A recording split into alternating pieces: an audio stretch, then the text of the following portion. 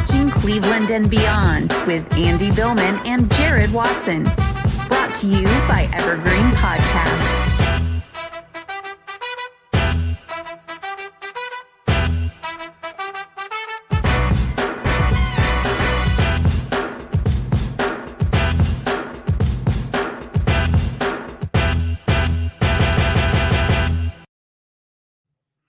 And we are live on Facebook, YouTube, and Twitter. He's Andy Billman. I'm Jarid Watson, and this podcast is brought to you by Waiting for Next Year. Check them out. Original Cleveland sports reporting at waitingfornextyear.com. Also brought to you by Evergreen Podcasts. Well, the Browns' 2021 schedule has been released. There's a couple of things that we expected, a couple of things we didn't.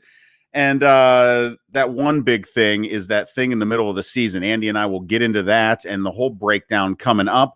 The Indians are holding on to their season and somehow staying afloat.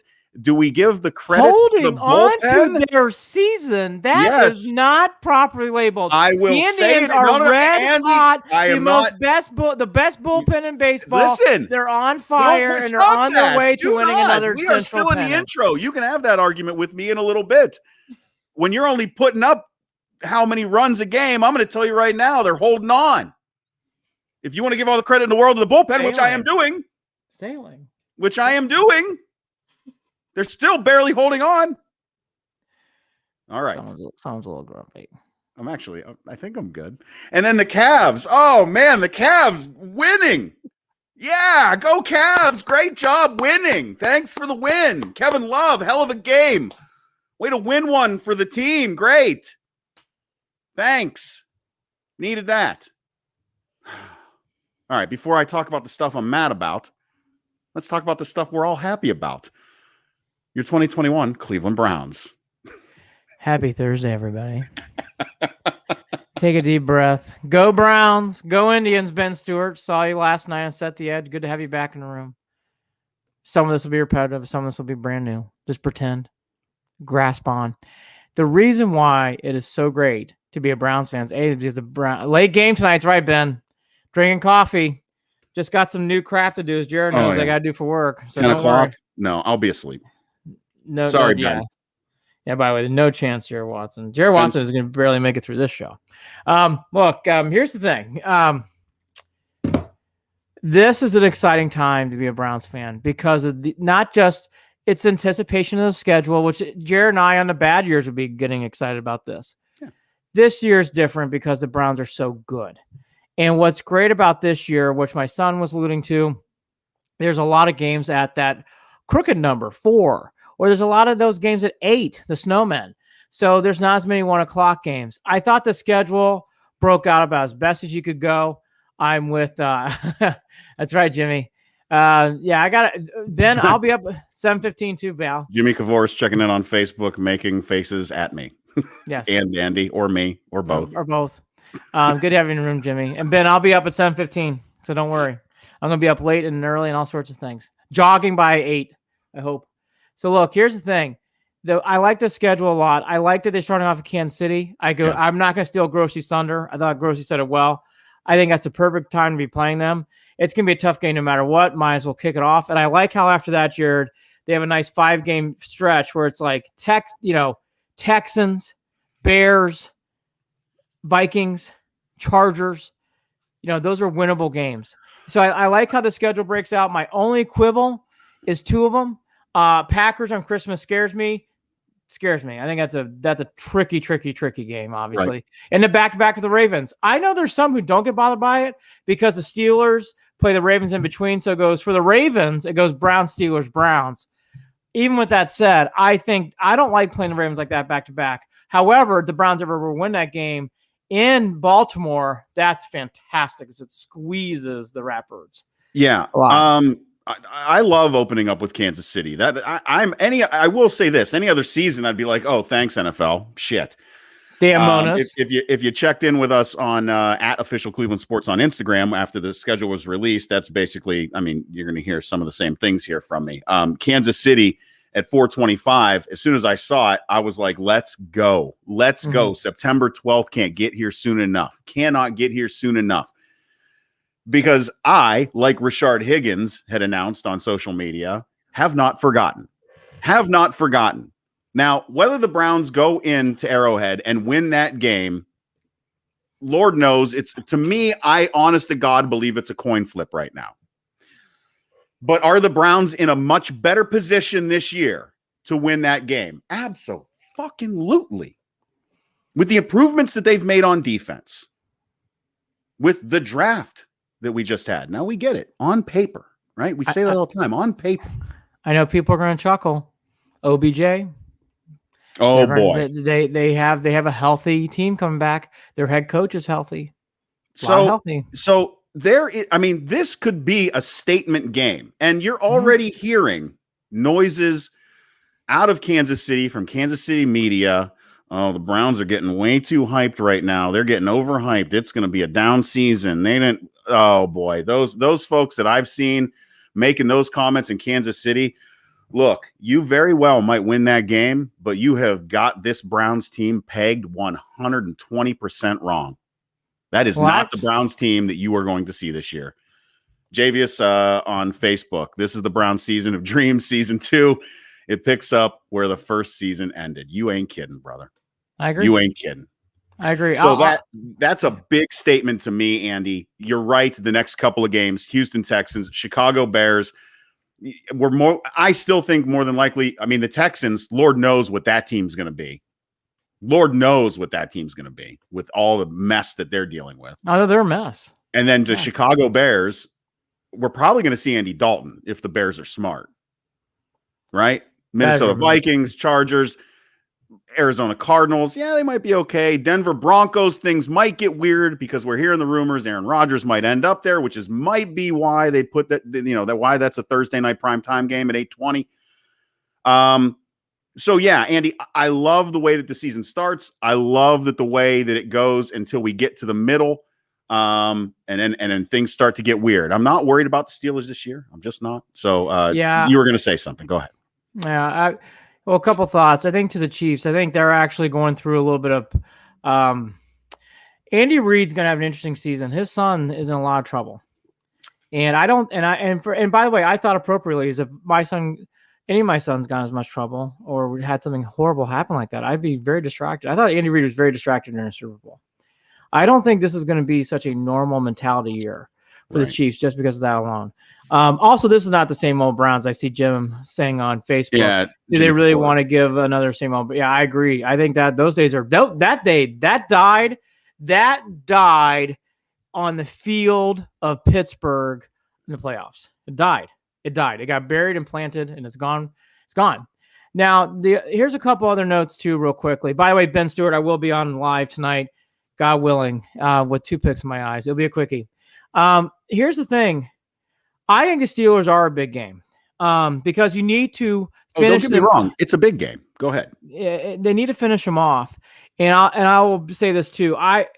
The games that worry me, obviously Kansas City, they're very good. I think the Chargers are overrated. So if people want to come on here and tell me how good, I don't believe in the Chargers. I'm not getting fooled by the Chargers hype again. Not getting fooled by it. I want to see them prove it. I think the games to me are the obvious ones. The Ravens twice and the Steelers twice. And then you throw in Kansas City and you throw in Green Bay on Christmas. Those are the games. Joe Burrow's tricky. They're going to beat the Patriots. Lions blow. I think all these other games are very winnable games because the Browns are very good. The Texans are a complete shit show. The Bears are, let's just call it, the Bears are a shit show. Andy Dalton and your what? It's like, I mean, I know. That's just a mess. And the Vikings, it's a homecoming game for Stefanski. I think he'll really want to show up in that game and play well against his old foes and also against Kirk Cousins.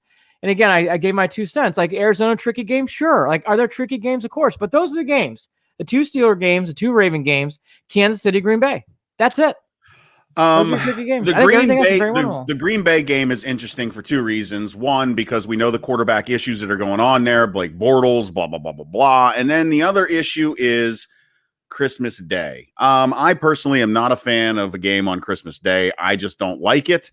I don't want to have to worry about watching a game on Christmas Day. I've got other things I want to worry about on Christmas Day. And I'm going to be watching football on Christmas Day. And that's just how it's going to be. I just, that frustrates me a little bit. Some folks love it. I don't love it. Whatever. I'll get over it. I'm sure I'll be fine by 4:25 with a couple glasses of eggnog and, my kids smiling because they got everything they wanted and blah, blah, blah. Let's get to that wonkiness, though, of the Ravens bye week Ravens. Because really, that's the strangest and most difficult part of this season, in my opinion. I agree. If you win that game, it's fantastic. If you win that away game. They start away. They start that first one away, and then they play that second one at home. And like you said, the Ravens during our bye week, it bodes well for us because the Ravens got to play the Steelers in between us. Correct. So you win. So I will say this, even if we don't win that game in Baltimore, you had better fucking come ready and win that game in Cleveland. You had better. Well, it's a tricky, again, it puts a lot of pressure. It does do the opposite, though. If you were ever to win, and by the way, they can easily win in Baltimore. We all know that. If they win in Baltimore, it totally reverses skate. Yeah. It puts all the pressure on the Ravens to win that game on the 12th. So that's the way I look at it. I know some people have said about the Raiders. Look, the Raiders have always given Browns fits, and they are certainly talented. I'm not as afraid about the Raiders as other people are. But again, like Raiders and Cardinals, sure. Absolutely. You don't roll out of bed correctly, you can lose those games. Absolutely. Like there's no question. Let me ask you this. We didn't talk about it the other day. Do you feel snubbed at all? Now, I'll lead off and say I don't care. But do you feel snubbed at all at the fact that the Ravens are playing 2 Monday night games and the Steelers are as well? Yeah. Nope. I didn't think so. Doesn't surprise me. Really. But I don't really care. I mean, I've been so hyper focused on this schedule and everything else. I know there's been a lot of people out there who've been wanting more primetime games. I think this is plenty. My God, you're playing on Christmas Day at 4:30. That is going to be one of the highest rated games of the year. I mean, 4:30, presents have been open. That you are having the audience because at 8:30 game, everybody's going back to bed. Yeah, I mean that's on Fox, NFL Network, and Amazon. I mean that is going to be one of the highest rating games of the year, the 25th. And then you got Ravens, Steelers. I think they have plenty of chances to show off their muscles. And you got to start off the year against Kansas City. So I think the schedule, again, is very fair and good. Again, let me talk about the positives. I love how they end the year against Bengals. I would take them more seriously. I will say it again. I think Burrow's going to be very good. So I would take the Bengals seriously. I think they're going to be better than what people – that's my other one. I think the Bengals are better than people think. Because I think Burrow's that good. And the other thing that's nice, Jared, is when you look at these games, there's sudden breaths throughout. You play the Broncos on Thursday night, but you get to catch your breath before you play the Steelers, almost like an automatic semi-bye week for the Steelers. Can't get – that's a great break. They actually, again this year, get 3 straight home games. Week 6, Week 7, Week 8, all at home. Yeah. Jared can't beat it. The Browns are lucky in that kind of aspect, and they finish at home. That's great. There's a lot of good breaks in this schedule, in my opinion. It's a very fair schedule. You're not going to hear me say in October, December, like, this is unfair. No. This is fair. Line them up. You play it out. Hey, they still got to win these games. We all know that. But this is a good schedule. This is one of the arguments that I heard, again, I believe coming out of some of the Kansas City media, was that the Browns benefited from a weak schedule last season. And I got to be honest, I look at this schedule this season, and it really doesn't look that intimidating. Boy, this is the cockiest I think I've ever been in the 21, 22 years that this team has been back. This reminds me This reminds me of 90s Indians, 15, 16, 17 Cavs. The Browns are this good. The Browns are very, very, very good. This is a great team. Hey, they want to shit on the Browns schedule? Fine, that's fair. In the biggest games of the year, though, Tennessee on the road, they won. Earlier in the year, they played the Colts, won that game. They played some shitty weather games. I mean, you couldn't make up those situations. They lost one, they won the other two. Yeah. They dealt with the played. COVID outbreaks, dealt with Oh my not having God. coaches. But before the Jets game, half their team, by the way, lost that game. Didn't have their head coach going into the playoff game. So to the Chiefs fans, you can cry over things like that, and it's fine. Cry. And by the way, did they get some schedule breaks? Certainly. The Browns got no breaks last year. No. From first two practices, Greedy Williams and Delpa are basically out for the year. And two practices. Yeah. That defense. I mean, by the time we played them in the playoffs, that defense was decimated. Yeah. And we still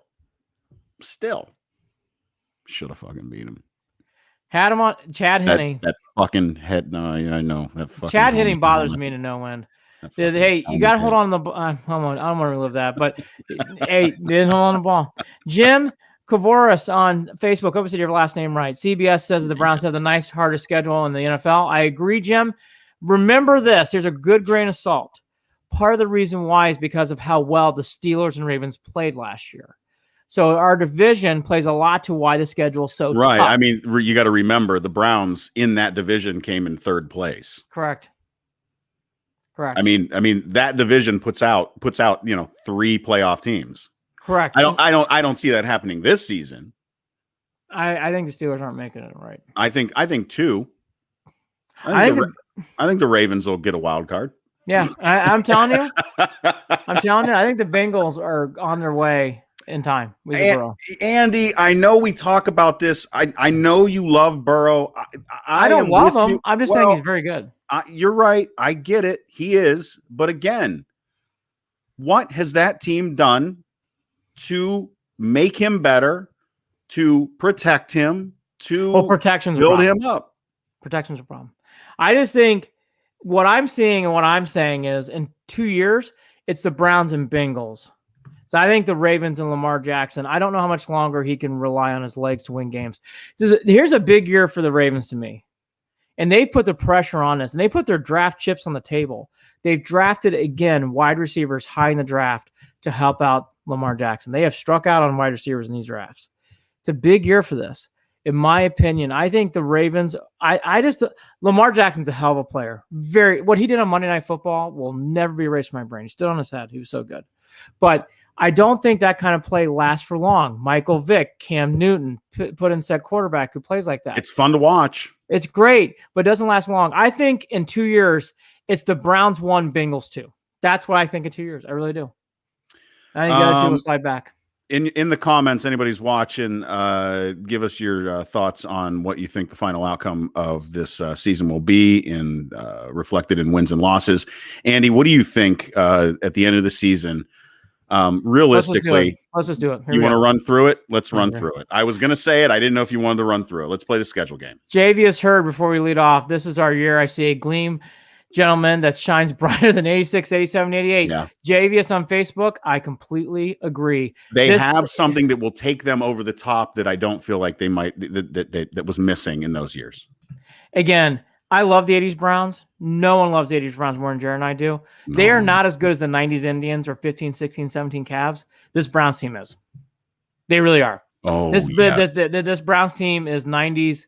Oh, yes. 15, 16, 17 good. What this team has done, you're going to see very it. You're going to see it what this defense is capable of. And that is going to be the catalyst to the Super Bowl. Very, very good. Very, very good. No, they're very, very good. All right, let's go through it. Chiefs.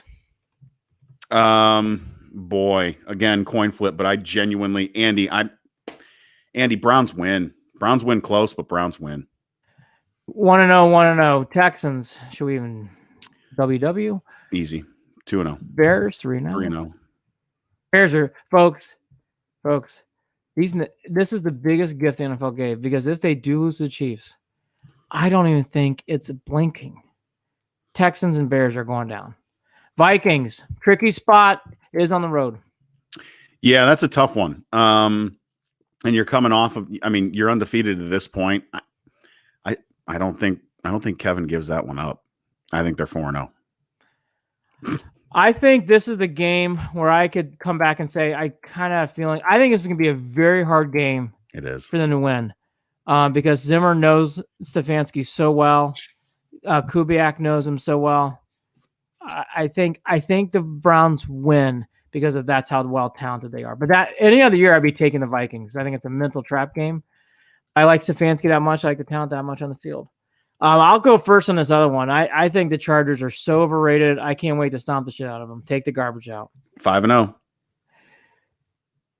Cardinals, any chance? I think there's a no. It's at home. No. 6-0. Wild game. I get the feeling it's to be a wild game.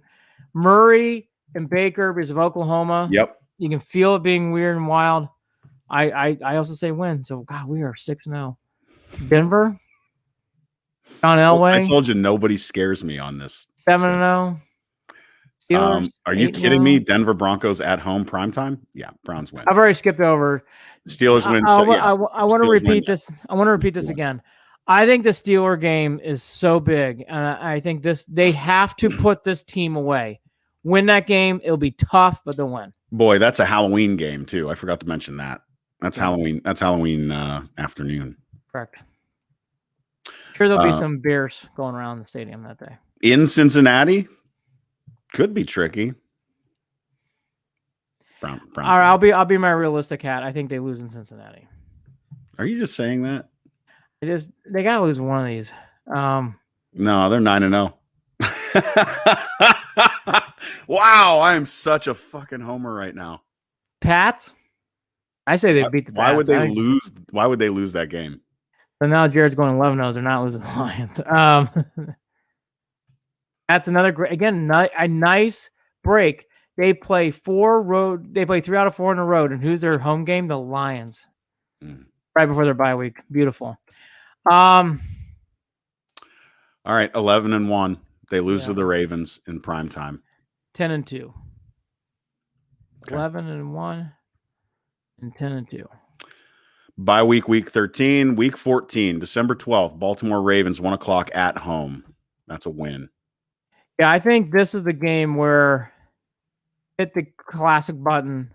The Ravens, I could see the Ravens really playing. I think the Browns will outwill them, but they win that game. Vegas. That's always a weird one. Very strange. But the way that shit went, that game pissed me the fuck off. Tell me that. I mean, Browns win this game. And that's weird too, because that's either a Saturday or a Sunday game. I think the Browns win that game at home. Browns win that game at home. If the Browns are smart, and they're very, very smart, they should look at that game as revenge. I thought even with the weather, they played so flat going into bye week. So I think they get the revenge factor. I think they win. Green Bay, I'll go first. If this game in the regular season, Christmas in Green Bay against Rodgers, man, that's fucking tough. As things stand now, I'm going to go ahead and say the Browns lose. But that's, again, it's a coin flip for me. All right, I'll say they win. So what am I at? Right? What am I at? We're both at right now. 14-2. 13-2. 13-2. Both. I'm going to lead off here. Wait, 13, 14, 15. No, there's 17 games this year. Right. So 13-2. We have 2 more games left. At Pittsburgh and Cincy at home. That's it. Oh, the Cincy. I'm sorry. The schedule wasn't on. Yeah, I clipped off the Cincy game. I think Browns win the last 2 games at Pittsburgh and then the Cincinnati game at home. Are they going 15-2? Oh, yeah. Yeah, they're going 15-2. All right, 15-2. How absurd. How absurd. How obnoxious of us to even think that such a thing is possible. I have them losing. That shit is rude, man. I have them losing to the Bengals. Not a chance in hell the Browns go 15-2, right? Not a chance in hell they go 15-2. Is it really possible? We did this last year, and I hit the number on the nose, so I'll do it again this year. I'll take away my realistic Randy out. I'll say 14-3. One of those games I miscalculated. 14-3. Well, what did I say last year? I called 13 wins, and they finished 11. What, 11? Yeah. All right, so I'm off by 2. Yeah. So maybe they're 13-4. Yeah, I 14-3, 13. Now, the way that I did this originally, when I before the schedule came out and when I just looked at the teams, that was it. And I looked at it. I said, here are the games that I think should be wins, and here are the games that are possible losses.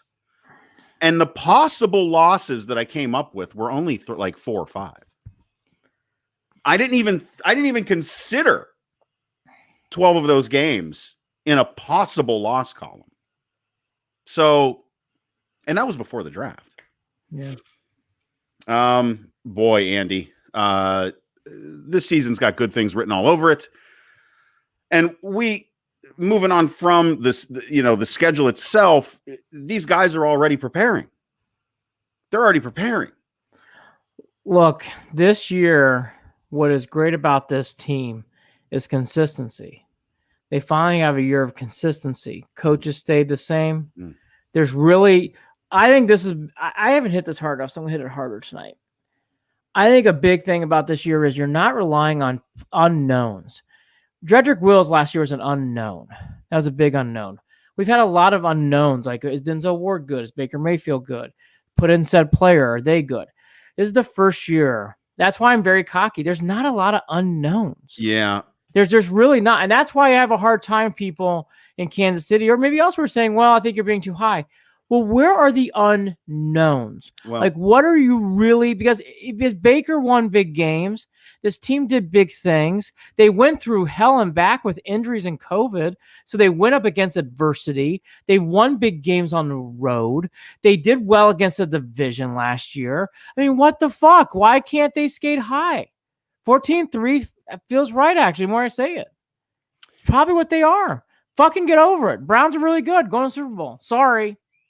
Not sorry. Andy, what's crazy is if any of you out there sit down and you watch Building the Browns, which I don't do that often, actually. And it's a really good show. Every time I watch it, I'm like, I love this fucking show. Easy to watch. But a part of what makes it so easy to watch, including the draft episode, is that these guys in this front office, from Dee Podesta to Andrew Berry, to Woods, to Stefanski, to even Haslam, looks as calm as he's ever looked. Doesn't he look like his blood pressure has just dropped a lot? Yeah. Look how calm that man looks now. Mm-hmm. There is something very comforting about watching how they fucking operate. Mm-hmm. They know what they're doing. They are competent. We don't have to wonder. We don't have to deal with the chaos. We don't have head coaches jumping on desks. We don't have, Deshaun Kaiser is special. Get me that guy. We don't have... Again, unknowns. We don't have all those unknowns. We don't have Wickersham articles coming out. Thank you, Seth. That was good, by the way. None of this stuff that we have dealt with in the past. This is the calmest it has been. The most controversy that we have to deal with is, well, are they going to trade? It's contrived shit. Everything, all the controversy, think about this. All the controversy that we've had to deal with as Browns fans over the past couple of months is contrived. Are they going to trade Odell Beckham Jr.? Are they going to bring Rodgers in over Baker Mayfield? Contrived, made up bullshit, because they have to make up stories because there aren't any stories, because the team is just sailing along because they have a plan. They're on a path. They're on a mission. I just watch it and I can't believe it, man. It's taken so fucking long to get here, Andy. It's taken so fucking long to get here, and I cannot watch it. It's like I cannot wait to watch this movie unfold in front of me in 100+ days. It's gonna be great. Cannot wait. It's gonna be great. Javius, you hang on. In about 15 minutes, we're going to get to the Cavs. I'll whisper through a couple more Browns topics, and don't you worry. Javius, you son of a bitch, even going No, don't you worry. One of us is going to be a little angry. Oh, yeah, I've got words. So are we done with the Baker Mayfield rumor? I think so, right? The latest rumor is another OBJ trade. I wouldn't even take that seriously. Wouldn't even take it seriously. I think something that kind of got pushed aside that I want to bring up, Chase McLaughlin, I want to say his name is. Yeah, the kicker. I would keep your eye on that. That is only one wonky thing on this team is kicker. I think it's wonky. Well, here's my question. Yeah, and I will say this: why? And I don't know if you know better than I do. This kid's bounced around. Well, yeah. I mean, I'm not surprised he's bounced around, and he's only been in the league for 3 years. Yeah. Right. So then I don't know what they're doing. No, they're trying something. They need to put pressure on Parkey. I like it. Parkey's not. Is that the guy to put pressure on? Well, they have to make a big signing. I mean, what are you going to do? I don't know. I mean, who drafted a kicker in like the 5th round? Who was that? I don't remember. The Someone Browns have drafted done a kicker that early. Why do I think it was the Bengals? I don't know. Didn't the Bengals draft a kicker early? Early as hell? I just think people should watch kicker all year round. Landry was schooling Anthony Schwartz, who I love. Grant Delpit, Jarvis Landry, more of a leadership role, not a surprise. I'd keep your eye on that this year. People need to remember how big of a role he plays. I think these articles about him mentoring players, about him getting working this all through Jarvis Landry's system does not surprise me. I think sometimes he gets forgotten on this team. Even I sometimes don't give him proper praise. He is we all know he's very good and he's got a big role. He has a huge leadership role on this team. Sometimes gets forgotten with all the talent. He's very, very big on this team. Who, Jarvis? Yes. Jarvis is the core of this team right now, that offense. Jarvis is the reason on the player side of things that the culture began to change. It's all on Jarvis. Yeah, he was one of the bigger guys. Browns fans owe him everything. And I don't think that's hyperbolic whatsoever. No. Not surprising they're all going through his system and his camp. Anyways, wanted to mention that real quick. All right, should we pick the schedule again, or are we good with the Browns? Boy, I think we covered it, man. Browns are good. There's mini camps coming with rookies. We'll do as much as we can on that. I'm not going to go overboard on that. The Browns definitely go to the back pages for a little bit until June. I think. well, we say that. I'm ready to pronounce it, then watch lightning strikes. But I think for the next 2 or 3 weeks, they're going to go to back pages. I think people want us to talk about the Browns too. So that's tough to stop too. But right. All right, the Tribe. Ahmed Rosario with a big game yesterday. They beat the Cubbies, sweep them. Indians have been on fire really for the last week and a half. They've been very hot ever since the Yankee series. Really playing well. And the big story for people who haven't been watching is this bullpen. You talk to people inside the Indians, you talk to people outside the Indians. The stats are there. It is the backbone of this team, is right. They are, and that's said by Terry Pluto, so I don't want to steal his thunder, but they are really, really have one of those elite bullpens, Jared. And it's deep, and it's not just, and Karinchak and Clase come to mind. They're going to be all-stars the way this is going. And then you still got Whitgren. You still got Brian Shaw, who are still pitching big innings. I think Kyle Quantrill, which they mentioned in the article today by Pluto, I think he's really moved up. I think he's becoming one of those good guys in a big spot. And Sandlin's a rookie, and I guess he's been hyped by the Indians brass. I can see why. Kid comes in tough spots, makes outs. This bullpen statistically feel everything, Jared. It is now that bullpen. If you give them a lead, or the game is tied, like yesterday against the Cubs, 1-1. You just don't feel like they're going to give up runs. They might give up some bats and might give some hits, but they don't give up runs. And in big spots, they get outs. Well, nasty. We already know how good the Indians starting rotation has been over the years. We know that they're known for great starting pitching. We know going back, years that the Indians have got a way of just having talent in that starting rotation. Mm-hmm. Where they haven't had it has been in their bullpen. It's been a struggle at times. You've wanted pitchers to go longer because you've worried about certain guys hitting the mound and coming in relief and holding on to a lead. You've worried about that down the stretch in the 6th, 7th, 8th inning because it just hasn't been there. And this season, it has not been the issue. Correct. Whatsoever. It's been amazing. Yep.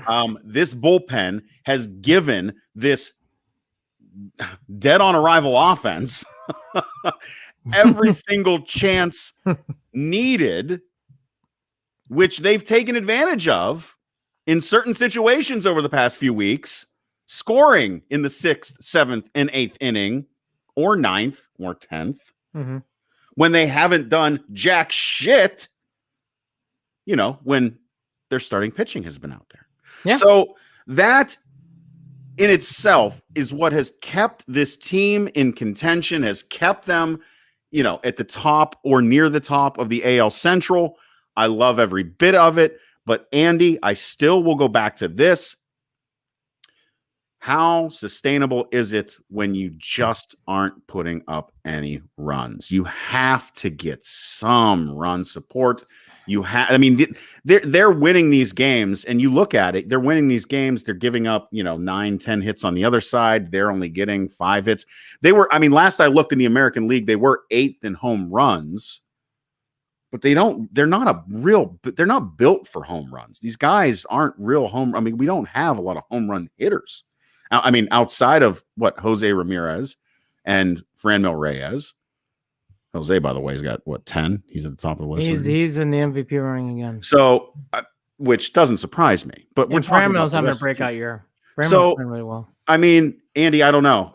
And then the other frustrating thing is, and I'm going to be that guy to go there because, to me, I can't get over how embarrassing it was to see that this team was no hit twice in a span of a month or so. Like, that is in itself historic. That doesn't happen all that often. Yeah. Right. So I don't know how you call this. It's the juxtaposition of the two, where this team is somehow still 20-14, and they've been no hit twice, is mind-boggling to me. Well, that's the Indians. I think that's. I know, right? They're going to get no hit probably again. The no hit thing. That would not surprise me. You're right. I'm actually letting go of the no hit thing.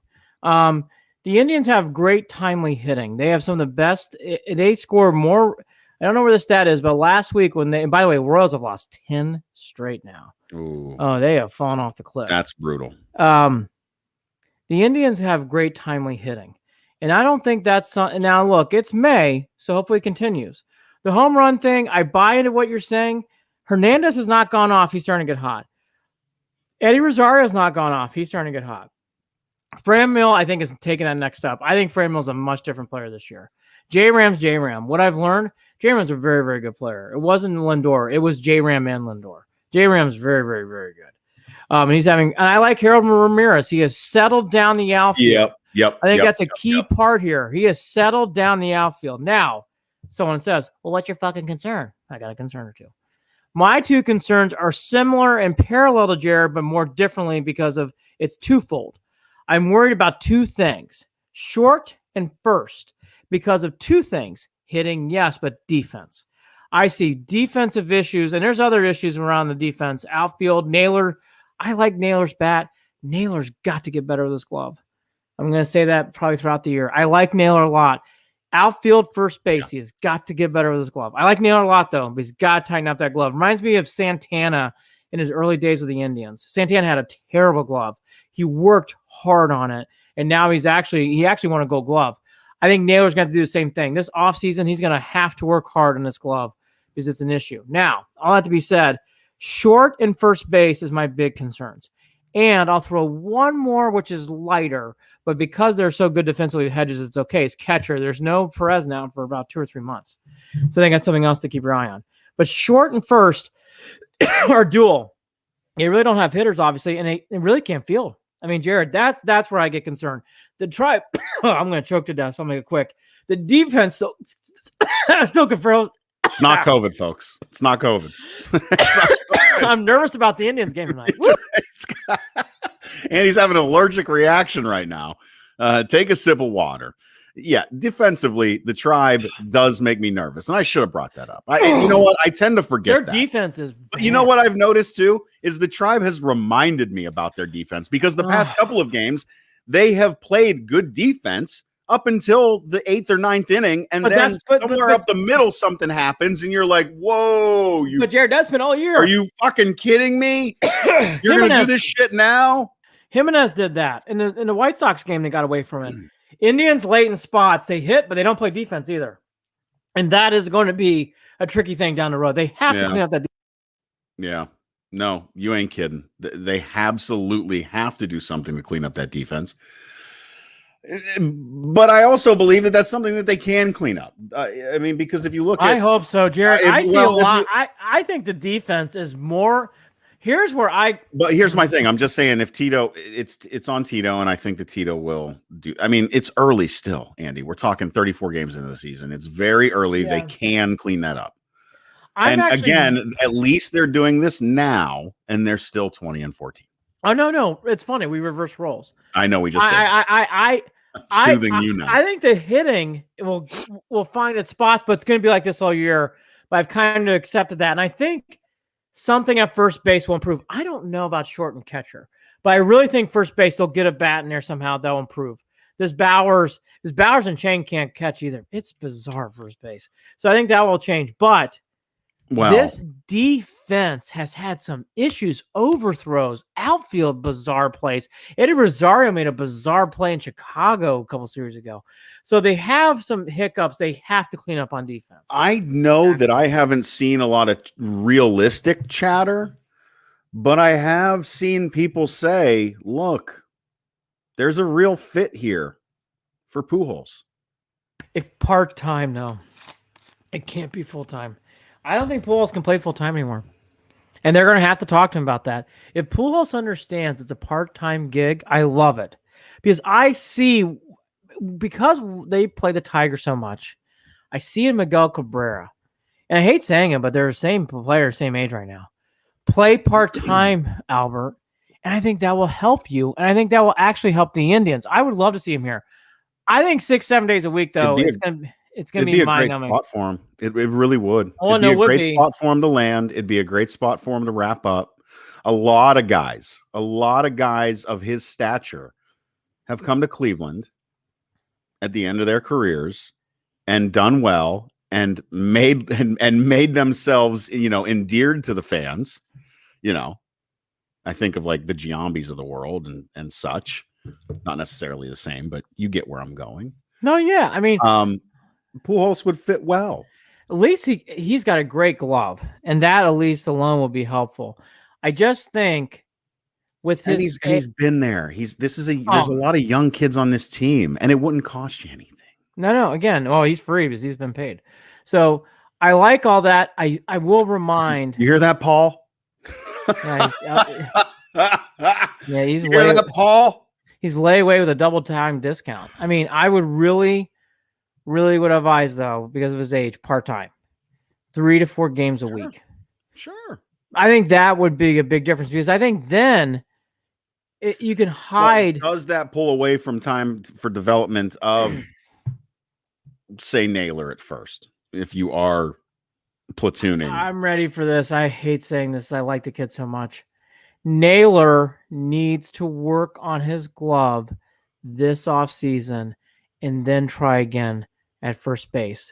Sadly, he's going to cost this team again more runs like he did in Cincinnati. Is this team? And I love Naylor, but he's got to work on his glove. It's not the year to be doing a test out at first base. Team's too good. Is this team going to bring guys up? I've heard I don't know what to say about that comment. I know. I know because we talk about it all the time. Happy with shortstop and first base at this point. I don't get it. Why can't Jimenez go down and Owen Miller come up, or that other kid Freeman come up?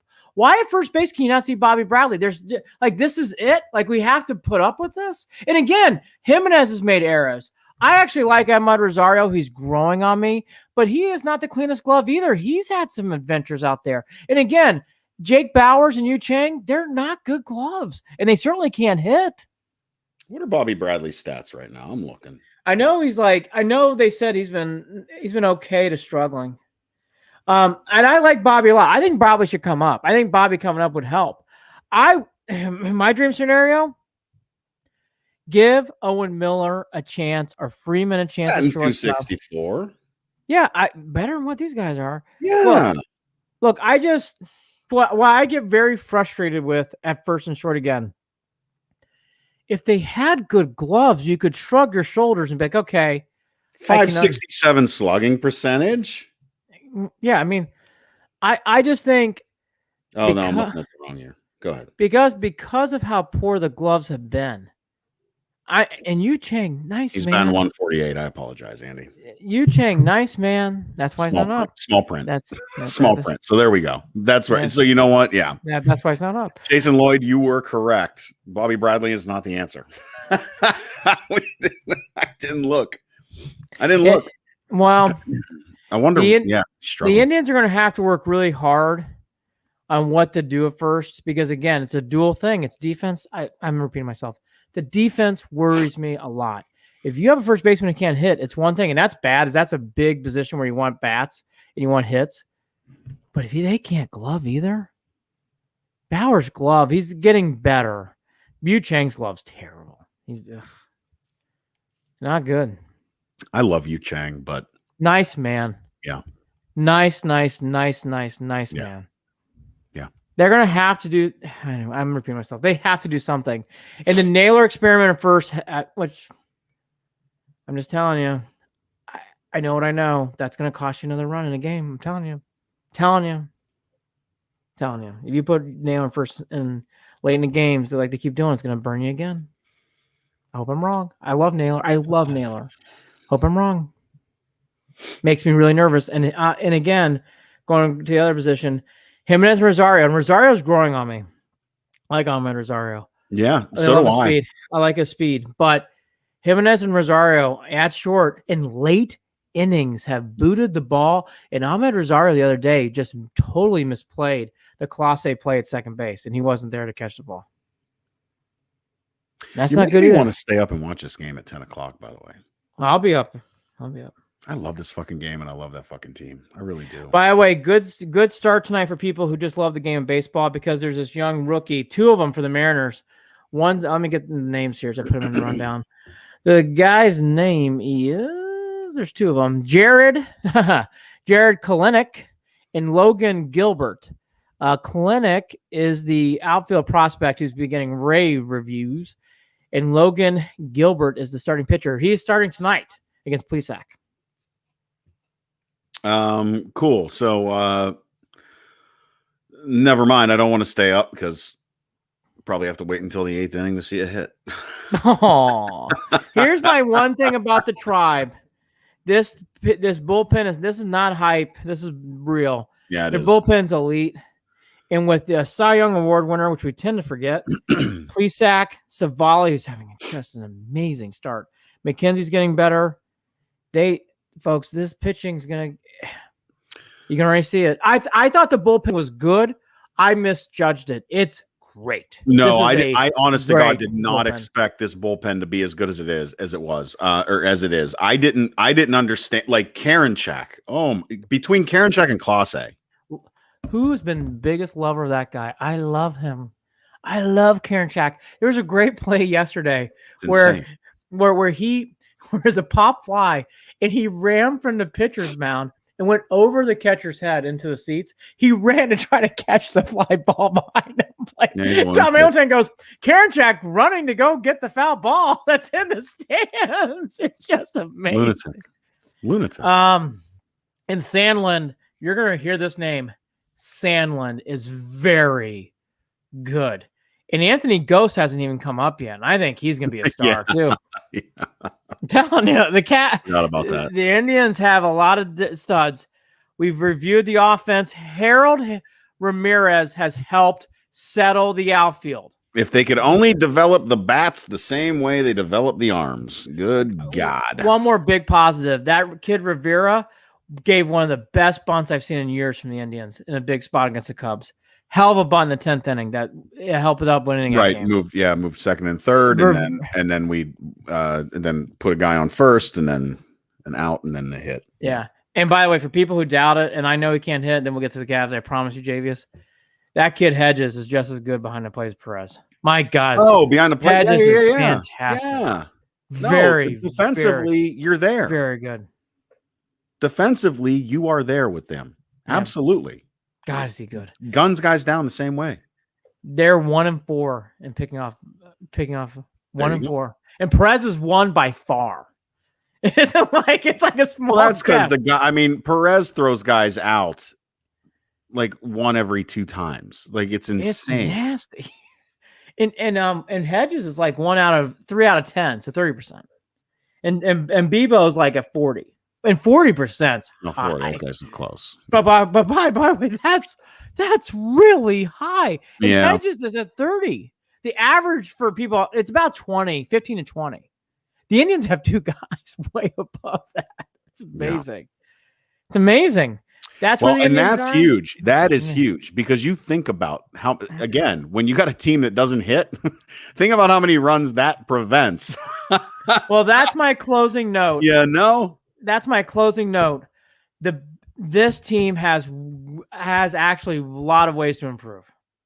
And that's what gives me hope. And then there's the bang bang. And this is the bigger one.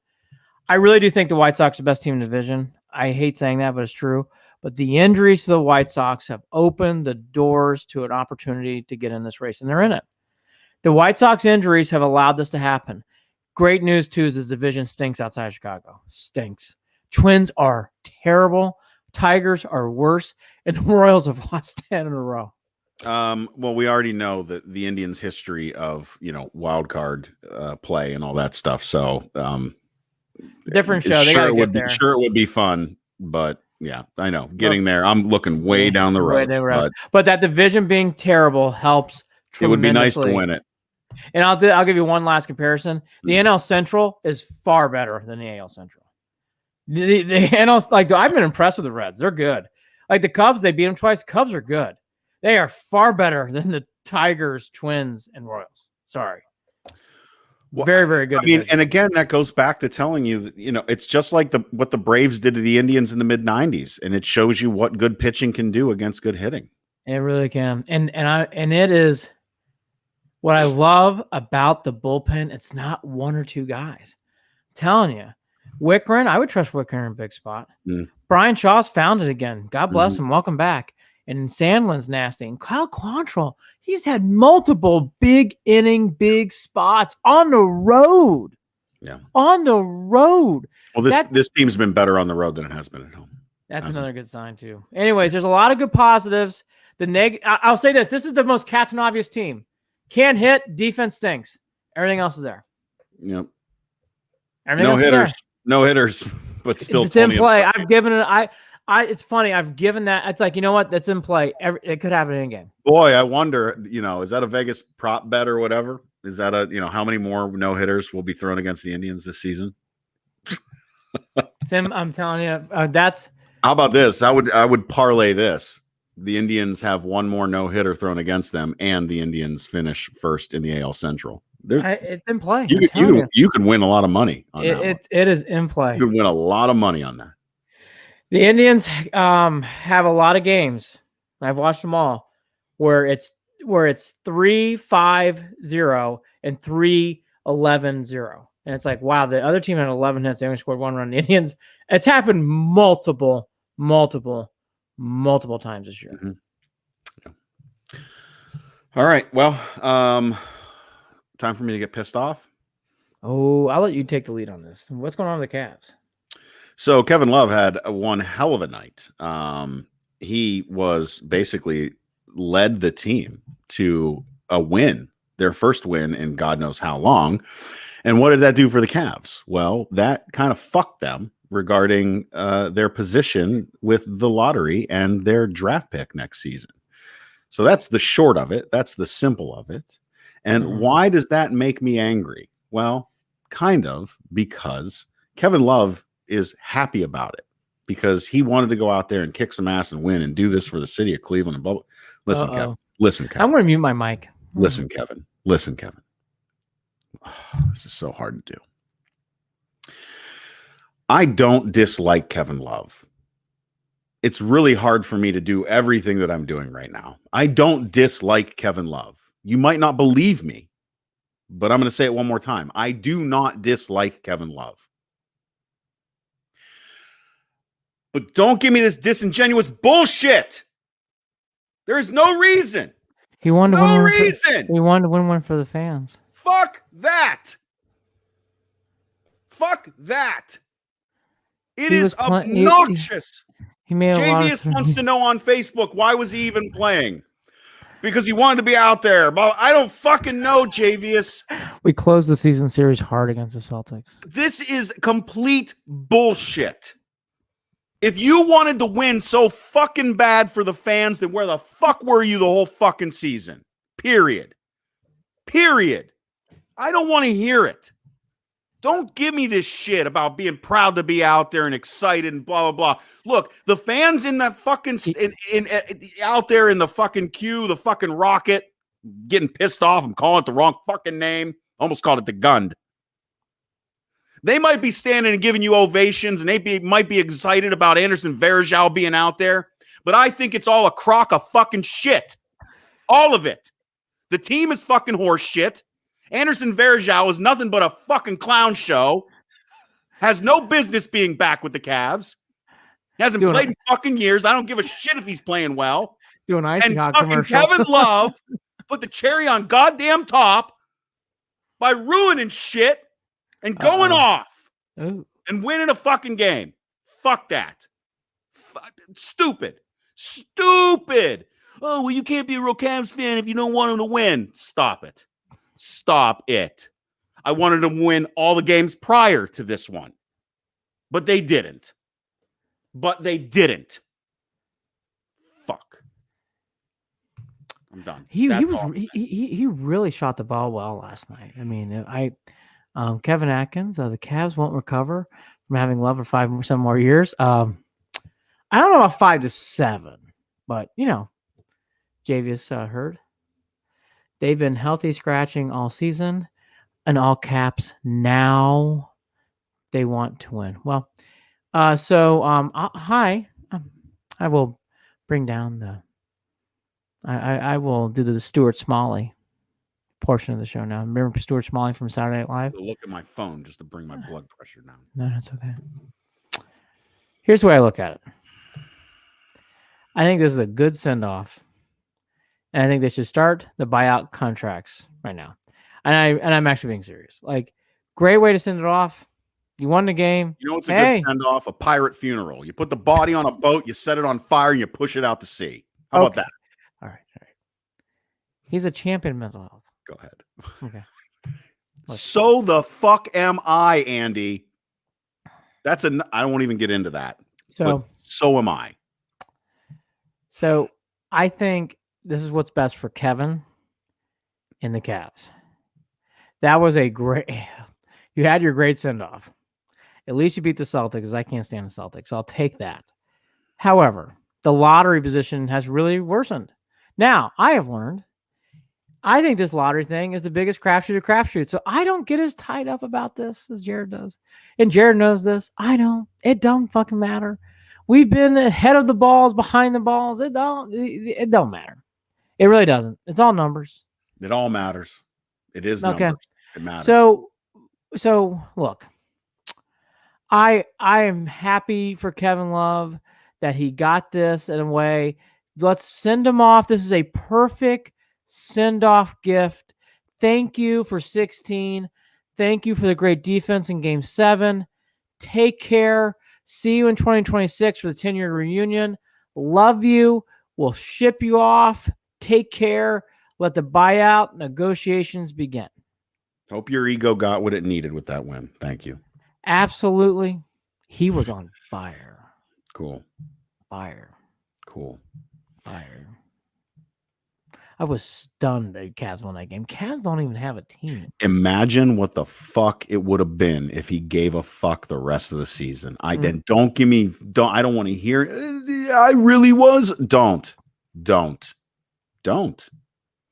to hear it. The biggest thing for the Cavs they need to do in this offseason, which is a serious note, so I don't want to make light of them, be serious, is what's going to happen with ownership going forward. What I mean by that is it Dan Gilbert solo or is it Dan Gilbert and son?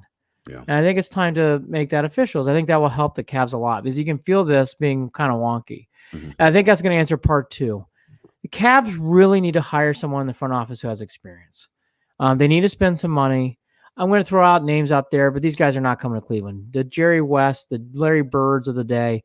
They need someone in here who knows how to build a team, who can really do it, because they would go a long way. The Cavs need it now. And let's throw this out here too. I know a lot of Cavs fans are going to go, well, bring back Griff. I'm going to warn a lot of people. There are things that I'm privy to, and then I think that Andy's privy to, that I wasn't privy to before. And I'm going to tell you right now, don't bring back Griff. And I would have normally been a bring back Griff guy. Don't do it. Nope. Look at to get something that's factual. Look at the Pelicans record. There you go. He got blessed with all this genius.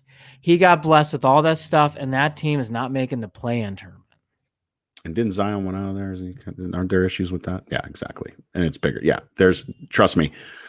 We all got sucked into the Griff hype, including LeBron. And I'm telling you right now, I brought it up. Griff back. I brought it up 2 years ago. We have all done this. I am not draft picks guy. Oh, we got all these draft picks. You got to win games. You have got to win games. I'm going to bring up one more point to the Kobe Altman supporter crowd. I've been surprised. There have been some. Wait, really? Explain to me Dylan Windler. Nice Where kid. is that crowd? Is that the same crowd? Is that the same crowd excited about Anderson Varejao? It must be. As Kevin Atkins mentions on Facebook, KPJ. Well, how's that going? What happened to Drummond? Yeah. By the way, since Drummond's been traded, I like Jared Allen a lot. Jared Allen does not have the same lane presence as Drummond. Not even close on defense. Not even close. I like Jared Allen. I do. They should have made. Could you imagine if Jared Allen and Drummond could have played together? We've talked about that. That Andy. Actually would. Anyway, Andy, we were excited about that when Jared Allen got there. You could actually have something. Forget it. So we fucked that up. And so here, I guess my point is, it's like Kobe's had a lot of questionable things go wonky. I'm not getting on. I like Garland. I like Sexton. Hartenstein has worked out. But this team needs stability and leadership. And if they need to establish that again, I think the family needs to huddle around saying, who's going to be really, is it Dan and son, or is it just Dan? They need to figure that out. And by the way, that needs to be whatever is the best. I'm not saying that I have a favor. I want to do what's best for the family, what's best for the team. But then secondly, they need to get someone in charge who has experience building teams. Yeah. Like some years, 40 or 50-year-old man or woman. Need someone with some years. Not a kid who's 30. Years. I want to see some age. I'm leaving it there. That is what's key to the Cavs. You want to break down all these players? They have good parts. They need a big star. Okay, we'll see what happens in the lottery. I mean, we can talk about that all day. It gets boring.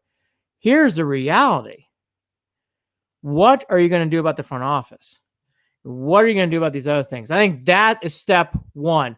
This is a big off season for the Cavs. They have this beautiful jewel of arena. It's gorgeous. When you walk downtown, Jared and I look past it, it stands out. It reminds you of Jerry's World for basketball. It's gorgeous. I want to go in there. I want to get excited. That arena is going to rock and roll. Anyways, that is what I see. That's what I think. They need to start there, and then you can get to these other things. To get to where you want to go, and we know this as Cleveland sports fans, period, you've got to purge the demons, and we're going to get there with the Cavs. We're going to get there. Kobe Altman's going to be gone. They're going to figure it out. Yes, it might be a couple of years. It is already anyways. They got it. Yeah, we're already there. The structure in the front office is more important right now. how is this going to be led? And again, I'm not trying to put down younger energy.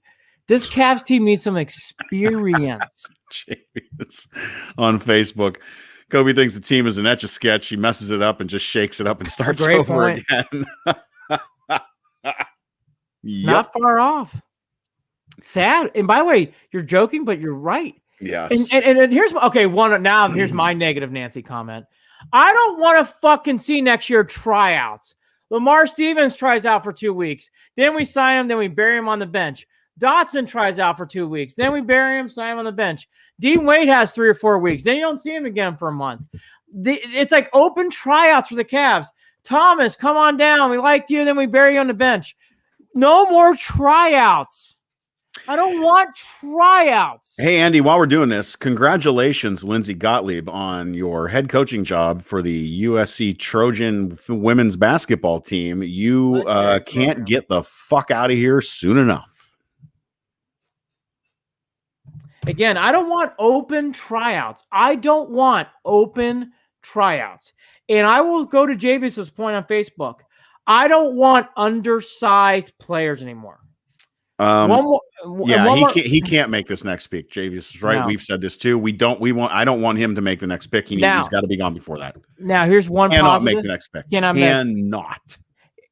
I've watched every Cavs game. Unbelievable. Here's the one has Jared almost chokes on his water as I say that. Here's the one note though that is true. That's a good positive. Okoro is getting better a lot game to game in the last month and a half. I have seen good, steady improvement. Yeah.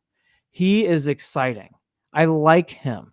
Again, though, he's not your true leader, but he is a good player.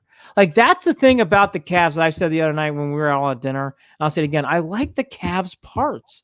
It isn't like the cupboard is bare. I don't see that. I felt that way a lot in the early years of 2000s, where it's like, it's Ricky Davis and this team sucks. I see parts. I like Hartenstein. I like Garland. He's improved. I don't mind Sexton. I know some people, I don't give it down on Sexton. I think he is what he is. Well, I like these certain parts. I like these parts. But what is the leadership? Leadership and identity, yeah. Andy. Yes. Those are the two things. Leadership and identity. Yes. Those are the hardest to come by. That's right. And that's why I'm going to scream, no more open tryouts next year. I don't want that. I don't want open tryouts. I will scream. If I see next year, it's like bringing in someone in from the D League to play for 2 weeks. Okay, cool. We like him. Give him a tryout. Bury him on the bench. That will drive me insane. That is the bubble screen of the Cavs from getting Freddie Kitchens there. No, it's like playing darts, like closing your eyes and just throwing darts. Lamar Stevens, I can go on. That drives me crazy. One other note. I like Bickerstaff. I want him to continue as coach. One big note, he has got to work on his rotations. His rotations are weird. And I'll give him a pass because this has been a weird year. Got to work on his rotations, though. Rotations were very strange throughout the year. Well, again, you can talk about it being weird, but who's available on any given night, too? Again, I just said it's a pass. JVS, I see your point. Now you're going to get me going on one more. Then we got it probably runs. I got to eat my leg if I don't eat soon. Yeah, I'm ready to go eat. I made street tacos. I got carnitas. I got to go and some pork. Go pair up. JVS, they need a true two guard. If they don't get that in the first pick, they have to move heaven and earth to get Green. Well, okay, so here's what I would say to you. I know what you're saying here. I actually will make 1 point. And I don't disagree with you, JVS. I don't. Here's my one other point. Your point guard is Darius Garland, not Colin Sexton. Which we've talked about. That's Colin Sexton bringing up the ball I've seen it now. Watched every game. He's not good at it. Allow Darius Garland to bring up the ball. And JVS, I don't disagree about two guard. They need this Dellavedova. I love Delly. Oh my gosh, it needs to go. Like, they need to get a good backup point guard to help Darius. Because Darius is really the only point guard the team has. Yeah. Anyways. Yeah. Touche, Mr. That's his point. Yeah. Shoot. Wow. What an exhausting show. The good, the bad, and the ugly, man. Kevin Atkins. I'd love to see Kevin Harper. I'd like to see Ron Harper back. Miami, Follow Ohio us. Pride. Follow us on Facebook, facebook.com/Cleveland and Beyond, on Twitter @CLE and Beyond. Shoot us an email, Andy and Jarid @gmail.com. That's JARID, Andy and Jarid @gmail.com. Andy will be there after the Indians game tonight. So probably at 10, 11, 12, Better 1, fucking believe it. 1:30 in the evening so on much work. Instagram. I don't even know who's going to be watching. I don't know, but he's going to be there at Official Cleveland Sports. Oh, Javius, Kevin Atkins, that kid Ben Sir, they'll all be there. My old ass is going to be asleep. Damian, T.Y. Edits is a new one. She'll be there. I'm going to be on it already. I want to watch it, but I'm going to sleep. Yeah. So at Official Cleveland Sports, 150,000 Cleveland sports fans just hanging out there on that Instagram page. Go ahead and chitter chatter. You can find us wherever podcasts are found, obviously, for any of you who are watching live and are not subscribed yet. We are sponsored by Waiting for Next Year. Check them out. Original Cleveland Sports Reporting at waitingfornextyear.com. I told you. I'm teasing. Hit me all of a sudden like a ton of bricks. And also, we're a part of Evergreen Podcasts. Andy, final thoughts. Browns, man. Super Bowl or bust. Or AFC Championship or bust. More Indians to come. There's a couple things we're going to bring up for the next show that I've saved articles from. There's a great article in The Athletic we're going to talk about next show on the Indians. Very, very cool article, too, on the Browns and the draft on Cleveland.com. We'll talk about that in the next show. Yep. And I just want to mention, because I will be mentioning all year, not only the Browns going to Super Bowl, the Purdue Boilermakers in basketball are also going to the Final Four. Their schedule came out today, and I'm very excited about it. They're going to be playing in Connecticut against Nova Carolina, cutting the nets down very soon. The theater near you. The other thing I want to say real quickly, too, transitioning back to local, because I'm not naive. Purdue's not local. You know, I love Purdue. I thought that was interesting, and I thought it was a good the masseuse story at Ohio State. The masseuse got busted. And by the way, they did not fall for it. There's a masseuse trying to get players, Oh, I don't know how I didn't see that story. Came out today.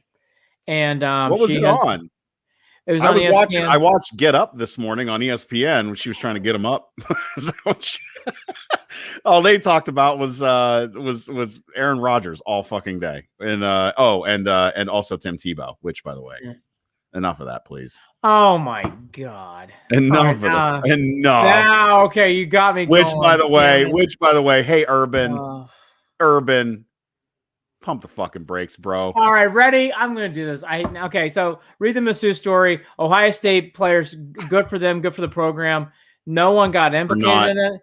No one got implicated in it. They all stayed away from it, and she has been obviously stripped, and she's banned from the campus and everything else. So kudos to Ohio State. Stripped of not stripped like stripped.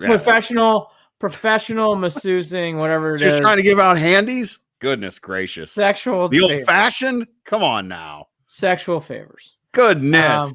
Kevin Atkins, don't you worry about the Boilermakers. You can't jinx them. They're that good.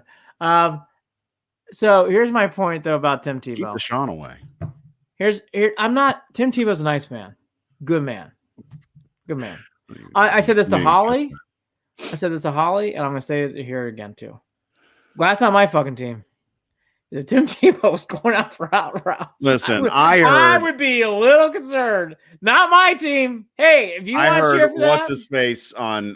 Go for it. Listen, I heard on First Take. I heard, well, it's a great distraction for the circus away from Trevor Lawrence. Just fucking stop. Just fucking stop. Can you imagine Trevor Lawrence? I'm finally going to get a chance to play, and my coach is in love with my 30-year-old plus tight end who's never played tight end professionally. And if you don't think he's going to lose that, they're going to try to force that square back into that round hole. Oh. You do not know Tim Tebow and Urban Meyer. They're going to force that shit as hard as they can. And then there's other folks that are out there going, I applaud him for putting himself out there. Sure. Hey, by the way, do you know how many other prospects are putting themselves out there dying for a chance? Get the fuck out of here. That is nothing but ego and bullshit. Oh, it's so fucking gross. Enjoy. Gross. Enjoy. It's gross. Kevin Atkins with a good advice moment for Kobe Altman. Power forwards available if Tim Tebow gets cut. Very true. Wait, Tebow, if they cut Tebow, Kobe will sign him as a power forward. He tried out for the Mets. Going back to the NFL. Like, hey, why not? With this, he's putting himself out there. When I heard that shit today, I applaud him for putting himself out there. What does that even mean? Not what is my this, team. The Bachelor on ABC? Can you imagine if you're in a huddle and you're Trevor Lawrence? You're like, so why are we playing the faster guys at tight end? Okay, so can you just if I just roll you the ball, just go out of bounds? And Tebow's not going to last there because there's going to be a fucking mutiny. Oh, even Urban made comments and was like, "Well, we haven't made a decision on whether." Urban. Look. Yeah, I know, and I know. You and I both know. Tim Tebow's getting a number at the 53-man roster. Not my team. Again, gross, man. Not my team. Hey, shit is incestual. Just stop. Enjoy. Oh. Can't wait. Tim Tebow running out routes. This is going to the bathroom. Just literally out route. I'm done. That's Can you imagine? Can you imagine if you were cheering for the Jaguars? You're like, who's your starting tight end? Tim Tebow. Ugh. It's in play. It's not in play. There's no way. It's not in play. There's no way. The whole team will walk off the field. It's not in play. No, they won't. Oh, yes, they will. I'll tell you. Okay, ready? They will look at Urban and tell him to go fuck himself. I'll bet you a beer. No way. I bet you a beer. Tim Tebow makes the roster. I bet you deal. Tim Tebow does not make the 52. Guaranteed. He does not. And we will see who gets to buy the beer. I heard those rumors. He looks like he looks faster than he did. He looks better than he's ever. All right, we got it. You know that's what they're saying. You know what the greatest? You heard that? That used to be us. Remember when we used to get people and they're like, they're saying that. Remember when we got that dude Dwayne Bowe? Urban is saying this. My guys are telling me, Urban's going, I didn't go see him, but my guys went and saw him and he looks better than me. I swear to God. That's what's being said. I happened to be eating a hamburger at Steve Spurger's restaurant in Ocala, Florida. And you know who's there? Tim Tebow. I said, hey, Tim, what are you up to? I'm going to try to do tight end. I guarantee Tim Tebow will be on that roster. Not my team. Enjoy. I love it. I think it's great. I'm so glad he's putting himself out there. Oh, shut up. Go Browns! Super Bowl or bust, motherfuckers! Here's my second prediction. He'll be in that SEC Nation set by November. And make the roster. Both. Double dip. Gross. Go Browns. Go Browns. Go Browns. Go Browns. Shh. Go Browns. Don't. Shh. Go Browns. We're done. We're done. Go Browns. Tim Tebow taking it. Stop. Go Browns. Damien, see you tonight at 1 a.m. Oh, Damien, you rock missed party. Just go watch the replay after it finally loads or go listen to the podcast. I'll have it up tomorrow morning. Go Browns. Love you, Damien. Thanks for checking Kevin Love, thanks for the years, man. Kevin Love, thanks for congrats. You good job. Check out. You can go back to having a calf strain. Bye. Take care. Love you, Karen Jack. Keep that energy up, brother. Okay. Go Browns. Go Browns. Purdue Final Four. 15-3. 14-3. And then you're gonna add a 1, 2. So that's 17-3. Oh yeah. 14-3. Yeah. They 15-2. 15-2. That's what we think, but we'll be realistic and take one. They'll do something. Super Bowl. Go Browns. Sipping champagne for the wins in the fall. Talk again soon. Take care. Bye. Last time.